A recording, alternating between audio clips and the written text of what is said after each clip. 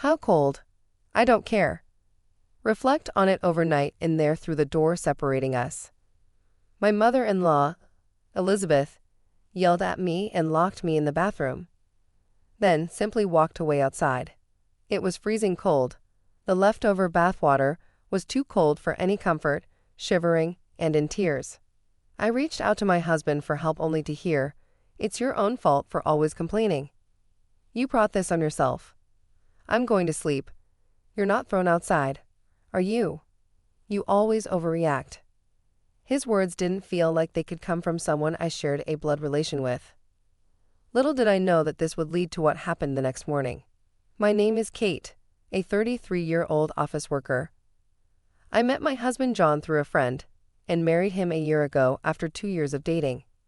He was a man of few words but intelligent, which drew me to him. But I'm already regretting this marriage. Of course, there's a reason for that. His family home is far away, and frankly, I somewhat dread visiting it. My family home is from Grandpa's time, a bit old-fashioned. These were the words my husband said to me when we were going back to his hometown to greet his parents-in-law. His grandparents had passed away a few years ago, and now it's just the parents-in-law living there. Well, even if it's old, it's still inhabited. Though maybe it's like a historic home these days. That kind of thing is in vogue. So I was a little excited as we headed to my husband's family home. Of this place, I was so surprised by the building in front of me that I had to ask my husband if we were at the right place. Can people really live here? It's more than just a little old. In fact, to put it another way, albeit a bit rudely, it looked like it might fall apart at any moment. Mysterious plants were climbing the exterior walls, which my husband explained were there for sure shade. Some of the second-floor windows were broken and had been patched up with cardboard from the inside. My family home is in a mansion, but it wasn't like this, not even my grandparents' house. The house next to my husband's family home had a well-maintained garden, and I couldn't help but compare. Without paying any mind to my overwhelmed state, my husband walked up to the entrance and, without ringing the doorbell, energetically opened the door. "Hey, we're here." Then the parents-in-law appeared from the back of the house. "You must be tired from the long journey. Come in." I felt a bit relieved seeing their smiling faces.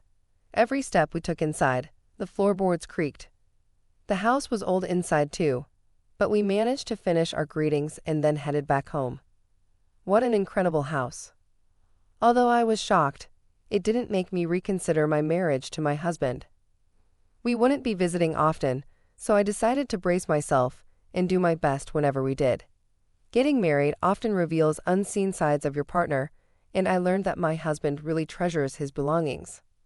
"Want to buy a new shirt?" "Look, this one's neck is all stretched out," I pointed out. Proudly countering, he said, No, it's still good to wear." This kind of wear adds character, like distressed jeans. One could say it's good to value things, but it bothered me when he would comment on my belongings too. I've been using my mobile phone for 3 years now. The battery is not great, and I'm thinking of getting a new one, I said. Excitedly browsing catalogs, he replied, "Why? It still works, right? Isn't it better to wait until it breaks? It's coming out of our household budget, and mobile phones aren't cheap." After his comment, I felt hesitant to buy a new one when my husband had been using his phone for 5 years.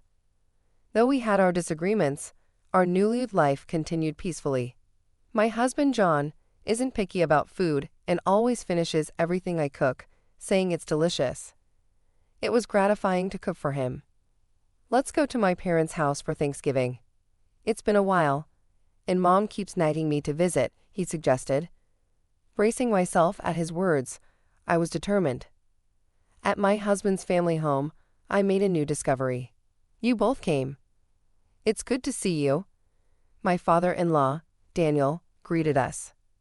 The house, which I hadn't seen for months, was as usual, with its exterior vines creepily flourishing due to the summer sun.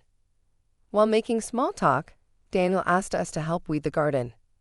Despite my reluctance due to the strong sunshine, I couldn't refuse and went outside. Standing there, I was sweating so much I felt like collapsing. Suddenly, I felt a gaze and saw the neighbors standing in their garden, staring at us. I said hello, but when they noticed my parents-in-law, they made a puzzled face and went inside. Elizabeth then said, "Don't bother greeting people like that, Kate. That person's not right in the head." I was startled by her loud voice. After about an hour, we finished, and the garden, previously overrun with weeds, was completely clean. "You must be sweaty. Go ahead and take a bath." That's when I realized I'd never seen the bathroom in my husband's family home. I followed my husband, who had picked up a change of clothes, into what I thought was a storage shed in the garden. I quietly asked John, "What's Daniel doing with a change of clothes in there?" He replied nonchalantly, "It's a bath. Our house is an outdoor bathroom." Visibly shaken by his words, I thought, a bath? I thought it was a storage shed. Later, I learned that my husband's family home originally didn't have a bathroom. They used to use a relative's nearby, but when the relative moved, they decided to add one. However, there was no space inside, so they installed it in the garden over 30 years ago. The bathhouse's walls had deteriorated due to weather exposure. I was in shock and didn't want to enter, but I needed to wash off the sweat. I wanted to wash off my sweaty body right away. I had brought a change of clothes since Elizabeth had insisted we stay over before we came. I'll endure it. I need to wash. After debating with myself, I decided to take a bath.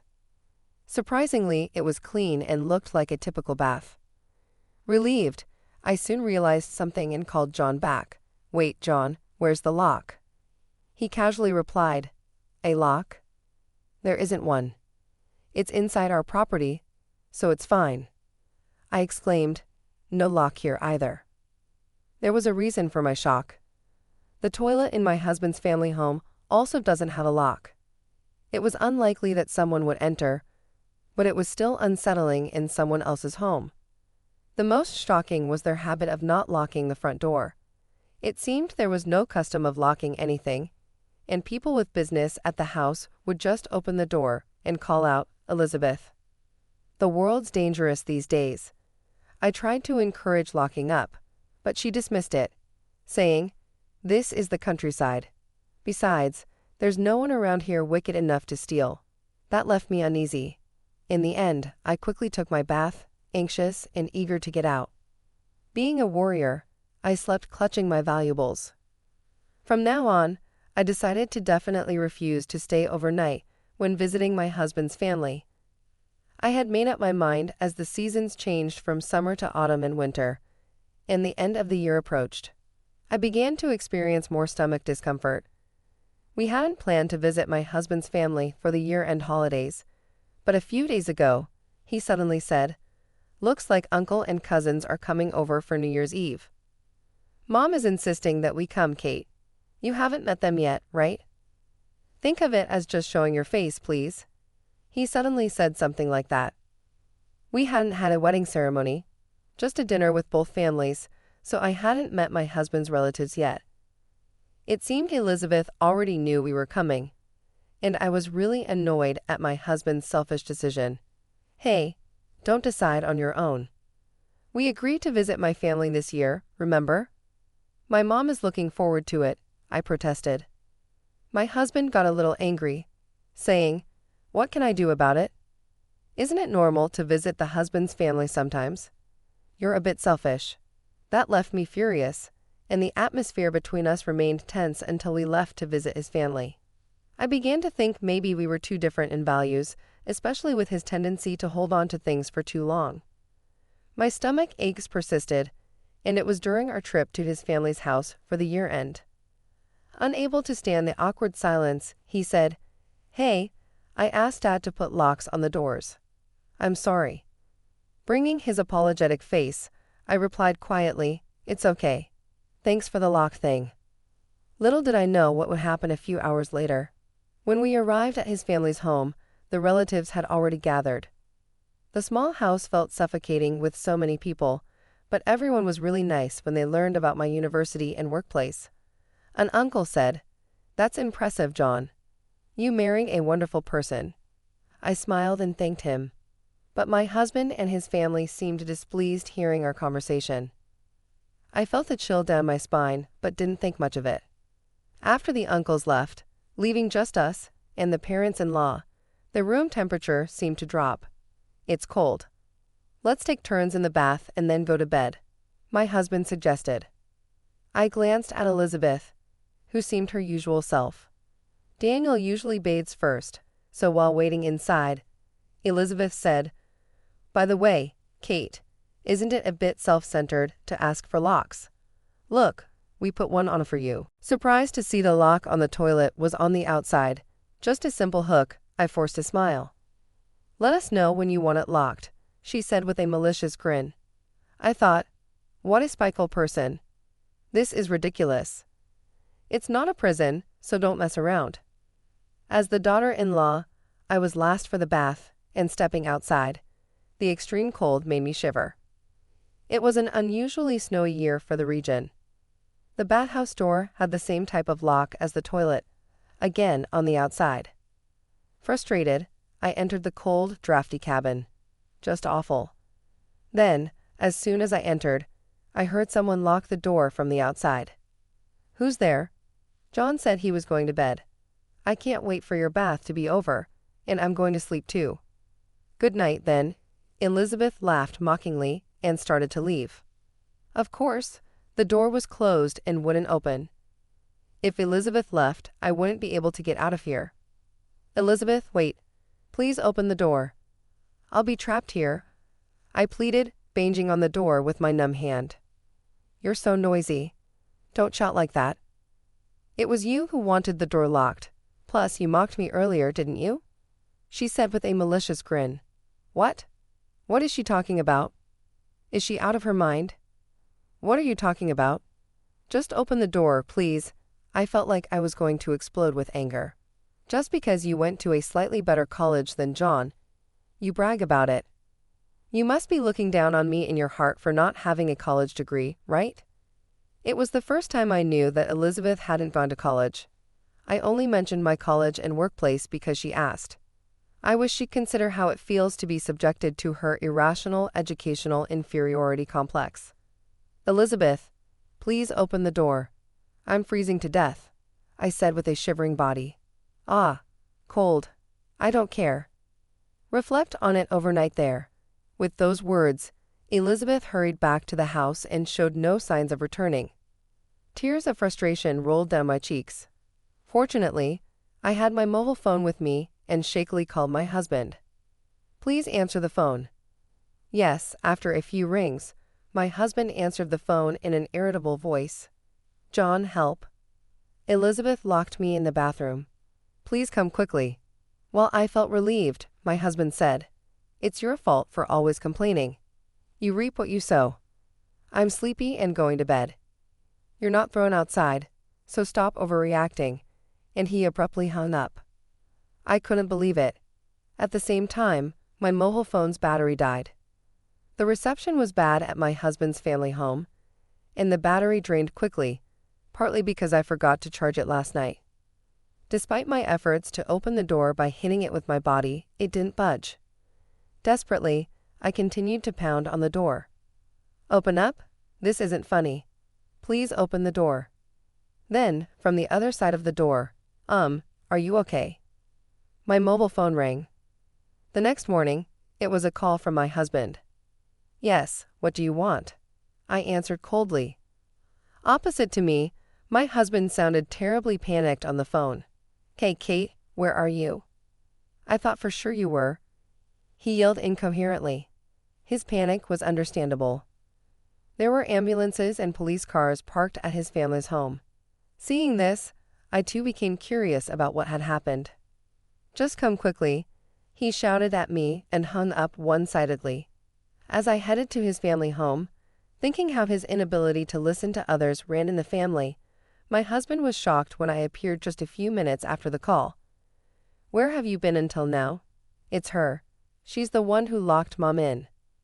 While wondering what he was talking about, I saw my parents-in-law glaring at me. Elizabeth was wrapped in a blanket, shivering, perhaps from the cold. "What's this situation, and what happened to this lady?" One of the police officers approached me and asked, "Your family claims you locked her in. Is that true?" Apparently, Elizabeth had been locked in the bathroom all night by someone. This morning Daniel, unaware of anything, found Elizabeth cold and called an ambulance in a panic. The police were also called, suspecting foul play, and the real culprit was framing me. No, that's not true. I was locked outside in the bathhouse by that person yesterday. Plus, doing something as inhumane as locking someone in is not something I would do, I said, pointing at Elizabeth. Then, as if he had reached his limit, my husband broke down crying. "It's not like that. I thought it was Kate, and I just wanted to teach her a lesson." Last night, seeing the bathroom light on, my husband assumed I had gotten out of the bathhouse on my own.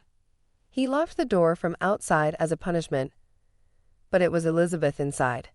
Unaware, he quickly returned to bed and fell asleep. Elizabeth must have panicked after being locked in, but Daniel and my husband are such heavy sleepers. Once asleep, they hardly wake up. Waking up and mistakenly thinking I had locked her in, Daniel, along with the police, was panicking. He didn't realize he was the real culprit. Hearing the story, my parents-in-law, fearing their son's arrest, continued to blame me. Then, from behind me, the elderly couple spoke up. "This young lady was at our house all night. That mean woman locked her outside, and she was crying. Poor thing. They had helped me yesterday, asked if I was okay, and then invited me to their home next to my husband's family home." I couldn't stop my tears of gratitude. Once I calmed down and told them what my husband's family had done, the couple was outraged. They said, "We were worried about you since we saw you in the summer. This family is crazy. You should leave him." I had already decided to do so. I charged my mobile phone at their house. After hearing from the elderly couple, the police seemed to understand the situation and said, "Please tell us your side." Looking coldly at my husband's family, I said, "What do you mean? You guys trespassed on our property, right? I'll sue you. Be ready." Daniel was so bitter even towards the elderly couple. Opposite to the raging parents-in-law, the elderly man said, "Is that so? Then we will also sue you. You have been entering our garden when we are not around and stealing our roses every year. It's all on the security cameras. You have trampled our flower beds, and we have had enough." Hearing the man's words, my parents-in-law immediately quieted down. "Kate, I didn't mean for this to happen." "I'm sorry, please," Elizabeth pleaded tearfully. But of course, I couldn't forgive her. "Elizabeth, you once said that there are no dirty thieves around here, yet I was almost killed because of your ridiculous educational complex. I will never come here again and ask for your stupid son. I'm returning him right now." I said this to my husband's family. My husband was crying and apologizing, but there was no way I could forgive him. I returned to my parents' house, and against my stubborn husband's refusal to divorce, I said, "I'll settle this incident on the condition of divorce. If you don't understand, consult a lawyer." Reluctantly, the police agreed to the divorce. I wanted to divorce him as soon as possible. I haven't seen my ex-husband since. Years later, surrounded by my new husband and an adorable daughter, I live a peaceful life. Despite everything, I wonder if those hardships led to my current happiness. As we watch the morning news, I spit out my coffee in surprise. Please look at the footage of the record-breaking hurricane. This house has been completely destroyed, roof and all. More than the announcer broadcasting live, I was drawn to the building and the people in the background. It was unmistakably my ex-husband's family home, with an older-looking ex-parents-in-law desperately holding on to the walls. The elderly couple next door might have moved out. Their house was demolished and turned into an empty lot. Worried about my reaction, my current husband and daughter asked if I was okay, and I just laughed. "It's nothing."